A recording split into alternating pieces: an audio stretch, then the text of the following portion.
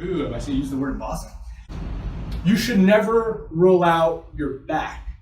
You should always roll out the supporting muscles around the back that are kind of either inhibited or in spasm because they're working too hard to guard and protect that disc injury or that joint facet injury that's aggravated in your lumbar spine. This is all pertaining to lower back now.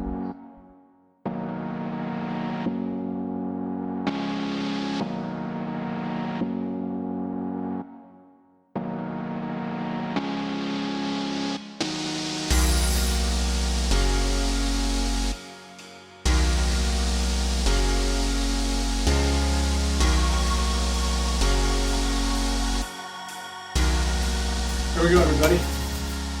Welcome back to the channel. It's Dr. Perlman from Paramount Chiropractic Wellness.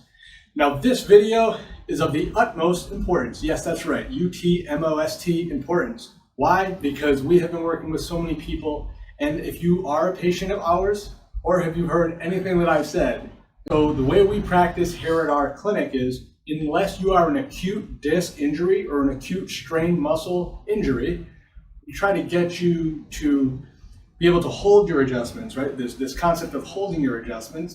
So guys, what does it look like to, per se, hold your adjustments? You might have heard this term used before where we talk about holding your adjustments. So in other words, I adjust somebody on a Monday, where are they going to be feeling the same pain? Is that range of motion going to be restored in the joint? Are they going to feel like they don't need another adjustment? Because let's face it, nobody wants to go to the chiropractor, you know, especially if you live here in Texas and you know about 75, 635 and all these other highways. You don't want to be driving for hours on end 3 times a week to go to the chiropractor to get an adjustment. An adjustment should be effective, and a lot of the time we'd like it to hold and last longer. The effects, right? The endorphin and the pain modulating effect should last longer. So I wanted to make the video that's going to show you the 3 things that we recommend here to almost all our patients. Now, the muscles that we work on and the angles in which we give the recommendations are not the same, but the muscles that need to be addressed and sort of the 3 tools we use to address these are very similar. So now I'm going to make a video, and everyone please stay with us, and at the end make sure you like, subscribe, and share because it helps us immensely. But we want to show you how you're going to be able to do this self-home care, your home exercises, and how you can add a lot of stay put value to your adjustments. So here it is. Right, so the first one is a roller. So yes, I have made a video kind of intertwined in my running series about rolling, but I want to show you very specifically and up close what I'm talking about. Number 1, everyone should spend the extra money. This is an Athletic Works. No, there's no promotion, trust me. This Athletic Works roller, I love these added knots here. These can really get up in between the muscle, and if you think of like our skin is always going to have a certain amount of fat. That actual like fat and or just the thickness of the muscle belly itself gets in between these little nodules, these little holes here, these little what do they call it? Embossing, right? I think embossing is a good word. Ooh, I see you use the word embossing. So the way we do this is like so. You should never roll out your back. You should always roll out the supporting muscles around the back that are kind of either inhibited or in spasm because they're working too hard to guard and protect that disc injury or that joint facet injury that's aggravated in your lumbar spine. This is all pertaining to lower back now. So let's just assume that I want to start rolling the supporting psoas muscles, or hip flexors as they're better known. The way that would look is I begin to lie down on my stomach or the crease of my hip, right? And I need my hands here to brace it, guys. We don't want to be lying over with our hand like this and then our back becomes flexed and prone to injury.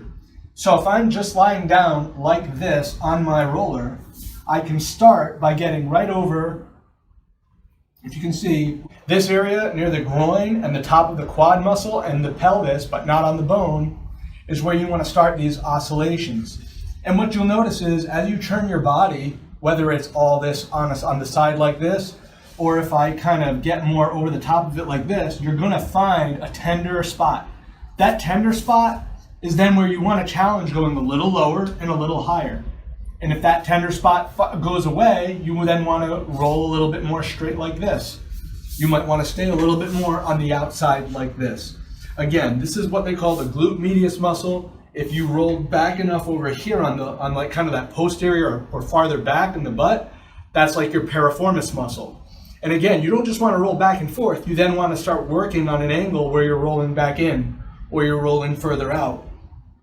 You really, really want to get into that piriformis, that glute muscle over here, just overall your glutes, until you're back onto that hip flexor and parts of your tensor fascia lata. You don't have to go all the way down, although eventually that might be something that you do depending on the nature of your injury. That's why the nuances of this roll become more specific depending on the person that we're working with. And again, if you wanted to look at it from this side, here it is, like I'm down here on the glute medius muscle. I can, brace a little farther up so there's not as much pressure. And I can get down on my piriformis muscle over here. If I can't get into that, deep enough, I can I can externally rotate my thigh and get in on it like this to hit it from a different angle. Again, continue to roll. I can do both feet like this to add more pressure and weight into it. But working out the glute medius and the psoas muscle from that angle is, again, the first way, okay? The second way, and don't worry, I'm just gonna grab the lacrosse ball here. The second way, because Dr. Axel's being a good boy right now, is this lacrosse ball. Now, there's no reason that anyone can't begin with this as long as you're being safe and supporting yourself and not just dropping your body into a tender spot that turns into a muscle spasm. So you gotta ease into these things. But eventually you go from this to a baseball and then eventually even a softball. If you get these tight hip flexors worked out to where they're supple and allowing you to stand up straight and not locked down and guarding and pulling you short here while elongating the muscles here and lengthening the muscles and lengthening the disc fibers here, you're gonna be in much better shape. You're gonna be in much better shape. So let me show you what we do here. For the lacrosse ball, the way this looks, same thing. I have a bony hip or pelvic crease here above the hip or your pelvis. It's really your pelvis. And I'm just gonna put it right here in the muscle. For people who start this, just doing this with the lacrosse ball will feel a little tender. No, it's not ticklish. Maybe you think it's ticklish, but it's actually a tight muscle belly near the tendinous insertion that has to get worked out. Now you can go pay $90 for 90 minutes at your massage therapist. You can pay $100 and something to another office. You can let them bill your insurance. You can go to your chiropractor who does some of this stuff on you, and that's cool and that's great. Or you can do it from the comfort of your own home with the lacrosse ball by simply having it down here. And again, when you roll this out, it's oscillating side to side, going up and down. It stays in the muscle belly as high as underneath the rib cage, or as low as just lateral to the groin on what we call the iliacus muscle. And I mean, this is very close to those parts, guys and girls. So yes, you want to get down there. That muscle that starts at the very last thoracic on most of us, so the thoracic spine, goes all the way through the lumbar spine. Then in the front, it crosses on to the, it crosses not just to the tip of the pelvis, but then lateralizes out to insert on the actual femur bone itself. So a lot of people who have hip pain, who might have been told they have some early arthritis, that may be true, it may not be true. It may actually be a tight iliacus or a tight iliopsoas muscle. These muscles are responsible for a ton of accessory or associated back pain as well. And this is just, again, my personal testament, but now we have many patients that do this at home to stretch out their need for an adjustment, right? Because the adjustment oftentimes is when that disc capsule or that intervertebral foramen housing the nerve in your back is really inflamed and really needs to get moved passively by your chiropractor. But outside of that, there's all this home self-care you can do. And that's what I'm trying to show you, because this is the key to longevity and not being 100% reliant on the chiropractor. Last one of the three ways to work out the psoas muscle, the glute medius, and the hip muscles. And again, the first two, obviously much cheaper options, or should I say less expensive options. The last one has kind of like this dual utilization. It's a theragun. I recommend that people go to check out this thumper drill. I've had they actually used to call it the thera drill, but they've changed it to the thumper drill. It's very high powered. There are other ones that are a little low power. There are people that this is contraindicated to. I feel if you suffer from vertigo or any kind of dizziness on any regular basis, I would actually not put this anywhere near your upper body. I would only use this on the lower, and even then, this could trigger an adverse reaction to some people because of the amount of vibratory stimulation and or constant striking pressure. But without getting too far into that in my own theories and suggestions, in terms of the actual maintenance of the psoas, watch how easy this is and how effective this can be. So let's just say I have this up on 4, which is 2 settings off the top setting. When most people start this, they're incredibly sore up and around this psoas area. But it's literally just what we just talked about. From as far down to the lateral portion of the groin where the iliacus muscles is, all the way up under the rib cage. And I mean, when you get used to this, like for me, it's not even tender anymore, it's just part of a routine. For other people, they might start this and feel like they have to withdraw. You can work on your breathing techniques. You can breathe out and press in. You can suck it all the way in and try to get deeper. The main thing is that if you're using this on your right side, you want to put the weight on the left side of your body so that you offset how tense the right side is. You want it as passive as possible as you're doing this type of home care. Again, you want to get on the glute muscles here, on that glute medius. This is a very tender spot for runners because they're bracing for so long. There's so much tension in the leg muscles themselves. So rather than deal with the fatigue, this is the way that I would begin to get that out. And again, all the way back on the glute muscles. And this one really works nice as well.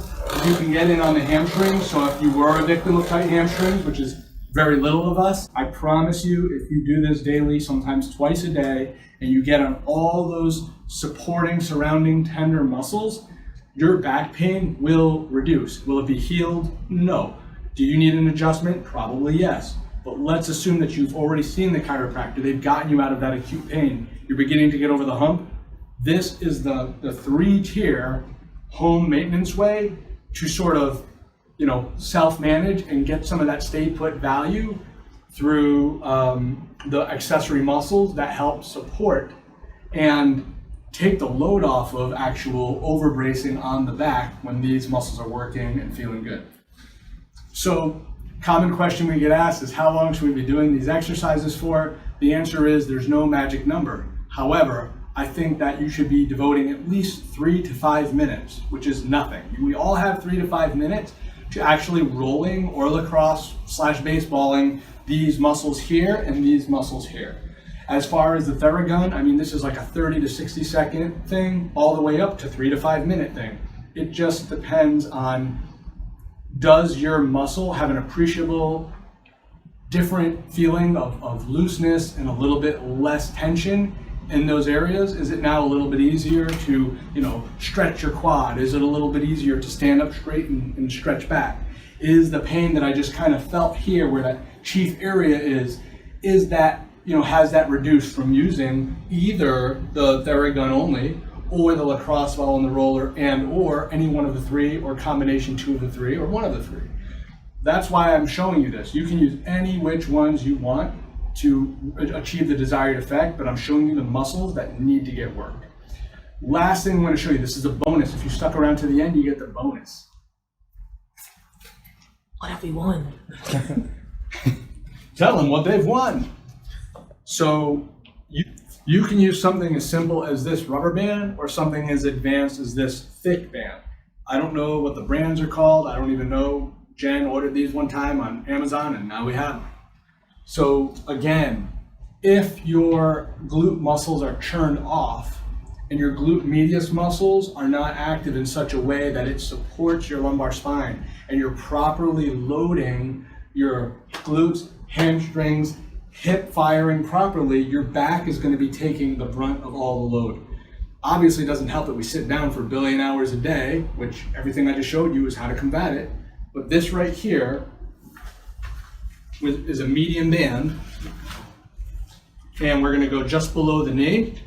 And we're not gonna let our knees cave in. We're gonna actually force them out. And then we're gonna go with these little side to side struts. And every time we're doing something just this simple, we're turning on our glutes on the outside here. To really get the burn, you wanna have your toes curled in a little bit, but that's gonna, again, bring in your knees. We wanna force our knees out, take a little bit of farther step. Toes in, knees out, a little bit of a farther step. And every time I cue, toes in, knees out, and I step, I'm turning all of this on. Once I start to turn on my glutes, and even if I was gonna do here and push my knees out into a squat, doesn't even have to be, there's no reason to go ass to grass. What I'm trying to do is activate all this. If you become proficient at activating your glutes, that takes pressure off your lower back muscles.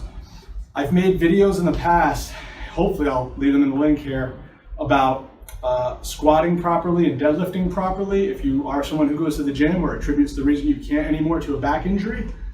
But that's it, everyone. I mean, that wraps up this video. To summarize, roller, lacrosse ball, theragun. Bonus, bands for glute activation. Guys, if you can master this, once you've gotten over your disc injury with the help of a chiropractor, that's not trying to suggest 3 days a week for the rest of your life, because there is no need for that. This, I promise, is the type of home care that will get you to have the next level of pain relief and get back control of your life. Give you back that quality of life that you desire at any age. This can be done. And if it can't, then you need to find a way to progress through this. And if you have any questions, leave them in the comments. Reach out to us on Instagram, on Facebook, YouTube, Dr. Perlman TV. Guys, that's Dr. Perlman TV. You can find me. We have podcasts about this stuff. It's the Dr. Perlman Podcast. Thank you for all the support and the love you show us on our channel, guys. And until next time, it's Dr. Perlman.